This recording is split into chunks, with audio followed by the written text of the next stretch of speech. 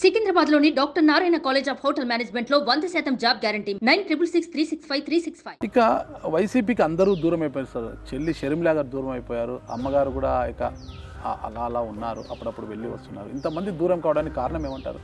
మీలాంటి మిత్రులు దూరం అయ్యారు అంటే అది ఇండివిజువల్ డెసిషన్ మేకింగ్ కదా సార్. 10 రకాలుగా చెప్పొచ్చు. మన actions, every action has an equal reaction. ఆయన చేసిన యాక్షన్స్కి రియాక్షన్ ఇదంతా. అలాగే మన ఊరి మంచిదైతే, మన నోరు మంచిదైతే ఊరు మంచిది అంటారు. Combination of all the reasons. ఎంత ఎత్తుకెదిలితే అంత వణిగి ఉండాలండి మనం. అక్కడ తేడా వచ్చింది సార్. ఖచ్చితంగా సార్. ఇకపోతే మీరు ఇప్పుడు కూటమి అధికారంలోకి వచ్చింది సార్. కూటమి తీసుకునే నిర్ణయాలు కావచ్చు, విధి విధానాలు కావచ్చు, ఈ ప్రజాపాలన చేసాం ఎలా ఉండాలని మీరు కోరుకుంటున్నారు సార్? ఎలా ఉంటే కూటమి మనుగడ సాగిస్తుంది? మన విష్ లిస్ట్ అంటారు. మా విష్ లిస్ట్ అంటే ఏంటంటే సార్, ఇవాళ ఉన్న పాపులర్ స్కీమ్స్ కంటిన్యూ చేయటం ఏ రాష్ట్రం వల్ల కాదండి, మన ఖజానా వల్ల కాదు, రాష్ట్రం వల్ల కాదు. బట్ ఆ మొమెంటం అయితే తీసుకురాగలిగారు చంద్రబాబు నాయుడు గారు. ఈ మొమెంటంలో 95 నుంచి 2004లో హైదరాబాద్ అనేది ఒక 100 కార్పొరేట్స్ వచ్చినట్టుగా ఆంధ్రాలోకి ఒక 100 పెద్ద కంపెనీలు రావాలి, ఎక్స్టెన్సివ్ డెవలప్మెంట్ జరగాలి. కాన్సన్ట్రేటెడ్గా ఒక ఊళ్ళో ఉండకూడదు. అమరావతిలో క్యాపిటల్ ఉంటే బాగానే ఉంటుంది. రాష్ట్రం మొత్తం అనంతపురం, శ్రీకాకుళం వరకు మొత్తం ఒక 100 నుంచి 150 కార్పొరేట్స్ రావాలి. ఎక్స్ట్రాడినరీ ఎంప్లాయ్మెంట్ జనరేషన్ జరగాలి. అబవ్ ఆల్ ఒక law and order, sense of freedom ఉండాలి. నాగరాజుకి రోడ్డెక్కి ఎవడనే ఏమైనా అనగలగాలి, ఏమైనా చేసుకోగలగాలి. ఆ సెన్స్ ఆఫ్ ఫ్రీడమ్ జనాలకు ఉండాలండి. ఖచ్చితంగా అప్పుడే మనుగడ సాగిస్తుంది ఏ ప్రభుత్వం అయినా కూడా. అంటే అంటే బికాజ్ ఆంధ్రైట్స్ అనేది వాళ్ళు చూసుకుంటే 29 రాష్ట్రాల్లో మన తెలుగు వాళ్ళకున్న ఎంటర్ప్రైజ్ చాలా తక్కువ మందికి ఉంటుంది. తెలుగు వాళ్ళల్లో ఆంధ్ర వాళ్ళకున్న adventure spirit, courageousness very few people have. ఈ ఎన్నికల్లో సార్ ఎప్పుడు కని విని ఎరగని రీతిలో 8 జిల్లాలు అలా క్లీన్ స్వీప్ సార్, ఒక సునామీ కొట్టేసింది అనమాట. క్లీన్ స్వీప్ అయిపోయింది. వైసీపీ బోని కూడా కొట్టలేదు ఇక్కడ. అది ఒక ఎత్తు అయితే, ఎవరైతే నోరు పారేసుకున్నారో, అసభ్య పదజాలాన్ని వాడుతూ ఒక బూతులు మాట్లాడుతూ వచ్చారు, ఆ బూతు మాట్లాడిన మంత్రులు అందరూ కూడా ఓడిపోయారు సార్. ఇది దేనికి సంకేతం సార్? అసలు ఇందాక మీకు చెప్పాను కదా, people are observing your conduct. Okay so people are expecting certain standards from their representatives. This is a wake up call. మరి ఇది అందరికీ ఒక మేలుకొలుపు. దీన్ని పాజిటివ్గా తీసుకుని రాజకీయాల్లో కొంచెం చైతన్యం తీసుకొచ్చి కొంచెం డిఫరెంట్గా కండక్ట్ చేసి వాళ్ళ రెస్పెక్ట్ మీద ఎర్న్ చేయగలగాలి అందరూ. ఇది కనుక sir, that is the best thing that could ever happen in the history of India. మీరు అన్నారు సార్, చక్కగా ఉంది. అయితే లోకేష్ గారు ఎన్నికలతో ఒక రెడ్ బుక్ పెట్టుకున్నాను, తప్పు చేసిన వారందరూ కూడా శిక్షిస్తాను, ఈ రెడ్ బుక్లో వాళ్ళ పేర్లు ఉన్నాయి అంటున్నారు కదా సార్. అది కరెక్ట్ అంటారు? ఒకవేళ కక్ష సాధించి, అంటే ఆ రోజుల్లో కక్ష సాధింపు చెడుగానే ఉండరు వాళ్ళు. ఏంటంటే సిస్టమ్ని సెట్ చేద్దాం అనుకోవటం వేరు, కక్ష సాధింపు చర్యలు వేరు. సిస్టమ్ అనేది judicial system has to perform it's work, the executive has to perform it's work, everybody has to do the job. ఒక పోలీస్ వ్యవస్థ లాగా పనిచేయాలి, న్యూట్రల్గా ఉండాలి. అది మేము ఒకరికి కొమ్ము గాయకూడదు. చిన్న విషయం సార్, తప్పుగా అనుకోద్దండి. ఒక ప్రశ్న, పీవీపీ గారు చాలా జెంటిల్ మ్యాన్, ఒక వ్యాపారవేత్త కూడా సక్సెస్ మ్యాన్. ఇన్ని ఉన్న చిన్న విమర్శలు సార్. ఒకసారి ఒక బిల్లా విషయంలో గొడవ చేశారు, ప్రైవేట్ సైన్యాన్ని తీసుకొచ్చి పెద్ద ఇష్యూ చేశారు, పోలీసులు ఇంటికి వచ్చి కుక్కలను వదిలేరు పెద్ద ఎత్తునప్పుడు అంతా కూడా. ఇదంతా అన్ఫార్చునేట్లీ అప్పుడు నేను క్లారిఫికేషన్ కూడా ఇచ్చాను. నేను ఆ రోజు ఇంట్లో కూడా లేను. పోలీసులు వాళ్ళు తప్పు కప్పిపించుకోవడానికి, because they did something untoward, wrong case పెట్టారు. నా మైండ్ సెట్ ఏంటంటే, నేను తప్పు అంటుంటే నేను ముందు వచ్చి చెప్పేస్తాను. ఎందుకంటే తప్పు అనేది ఎవడో దాచిపెట్టుకోలేరు. ఒక ప్రైవేట్ ఇండివిజువల్ లాను వైలేట్ చేస్తే ఆపితే నా మీద తప్పుడు కేసు పెట్టారు. ఒక విల్లా దగ్గర కూడా ఆ తప్పుడు కేసులు పెట్టిన ప్రభుత్వం ఏమైంది వాళ్ళ ఈ హైదరాబాద్ రాష్ట్రంలో? ఎక్కడికి వెళ్ళి కూర్చున్నారు? అదేంటంటే పవర్లో ఉన్నప్పుడు అరగెన్స్ ఉంటుందండి అందరికీ. ఏదో నేను ఆంధ్ర వాడిని హైదరాబాద్లో ఇష్టం చేయకూడదంటే హైదరాబాద్ ఇండియాలోది కాదా? I did what is right. నేను ఒకరికి వెళ్ళి నేను ఏ ఫేవర్ అడగల. నేను రైట్ చేశాను కాబట్టి నాకు లీగల్గా నాకు అన్ని రిలీఫ్స్ వచ్చినాయి. నేను కాంట్రవర్సీలోకి వెళ్ళను. బట్ నేను ఎవరిని ఫోర్స్ చేసి అమ్మటం లాంటివి ఏం చేయలేదు. మీకంటూ మీరు వచ్చి తీసుకున్నారు, మీకంటూ మీరు వచ్చి చేశారు. మీరు వైలేట్ చేసి నేను తప్పు చేశానని చెప్తే నేను ఎందుకు కూర్చుంటాను ఖాళీగా? సార్ ఫైనల్గా ఒకే ప్రశ్న సార్, మీ పాత మిత్రుడు, గతంలో మీరు వర్క్ చేసిన పార్టీ మళ్ళీ బౌన్స్ బ్యాక్ కావాలంటే జగన్ గారు ఎలాంటి నిర్ణయాలు తీసుకుంటే మళ్ళీ బౌన్స్ బ్యాక్ అయ్యే అవకాశం ఉంటుంది? అంటే ఆయనకి చెప్పే అంత ఎక్స్పీరియన్స్ నాకు ఉందని నేను అనుకోను.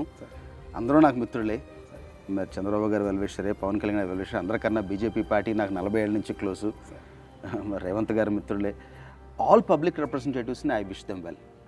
ఏ పార్టీ అయినా కూడా, ఎవరైనా కూడానండి, పర్సనల్ ఈగోలు ఉండకూడదు. ప్రజల వెల్బీయింగే పరమార్థంగా ఉండాలి.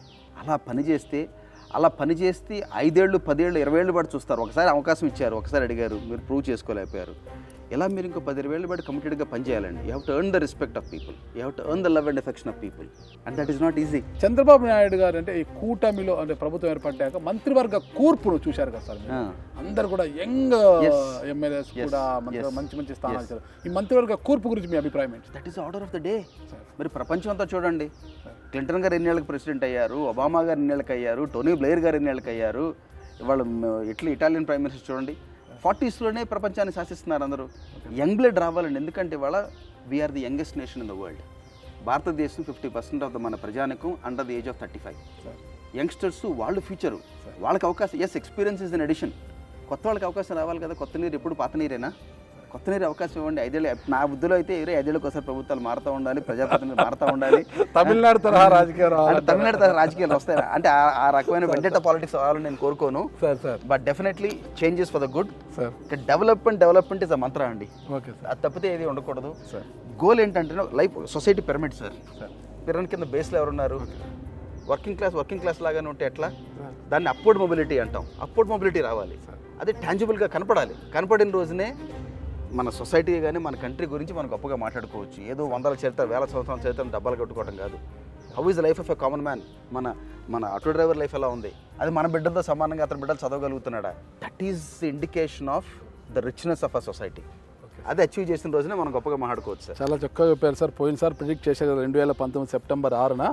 మరి ఈసారి ఏం ప్రిడిక్ట్ చేయబోతున్నారు ఈ కూటమి ప్రభుత్వం? ఆ రోజు ఇది 1 టైం లక్కీ గవర్నమెంట్, ఇక 100 రోజులకు మాట్లాడుకుందాం, 1 ఇయర్కి మాట్లాడుకుందాం, 2 ఇయర్స్కి మాట్లాడుకుందాం సార్. సో 2014-19లో అప్పుడు కూడా నాకు 2015లోనే క్లారిటీ వచ్చింది సార్. 19లోనే క్లారిటీ వచ్చింది. Okay sir. ఈసారి ఇంకా I'm positively placed. Okay, they doing the right things, everything is happening. అంటే అది ఇంకా దేవుడు తలుచుకున్నట్టు ఉందండి అంతా. ఓకే, అక్కడ central government is willing to support, everything is following in the place అనమాట. Okay sir. అంటే అంత పాజిటివ్ కోణంలో ఉంది కాబట్టి చాలా మనం మేము ప్రిడిక్ట్ చేయలేం. అంత మంచి జరగాలని కోరుకుంటాం, అంత మంచి జరుగుదామని కోరుకుంటాం మేము కూడా. ఇప్పుడు ఏంటంటే సార్, కామన్ మ్యాన్గా పార్టీలకు అతీతంగా మంచి జరగాలని కోరుకుందాం. ఖచ్చితంగా సార్, మన రాష్ట్రానికి, తెలుగు రాష్ట్రానికి. మీ స్నేహితుడు పవన్ కళ్యాణ్ గారు డిప్యూటీ సీఎం అయ్యారు, పంచాయతీరాజ్ శాఖ మంత్రి, ఆయన గ్రామీణాభివృద్ధి, ఇదంతా ఆయన శాఖలు కేటాయించారు, చూశారు కదా. మీరు ఎలా ఫీల్ అవుతున్నారు సార్? అంటే ఆయనకి 10 ఏళ్ళ జర్నీ, ఓవర్నెట్ రాలా సార్. 10 ఏళ్ళు కష్టపడ్డారు సార్. 10 ఏళ్ళు కష్టపడితే వాళ్ళ ప్రముఖ స్థానంలో ఉన్నారు. I still think it is only the beginning. Is an agent of change.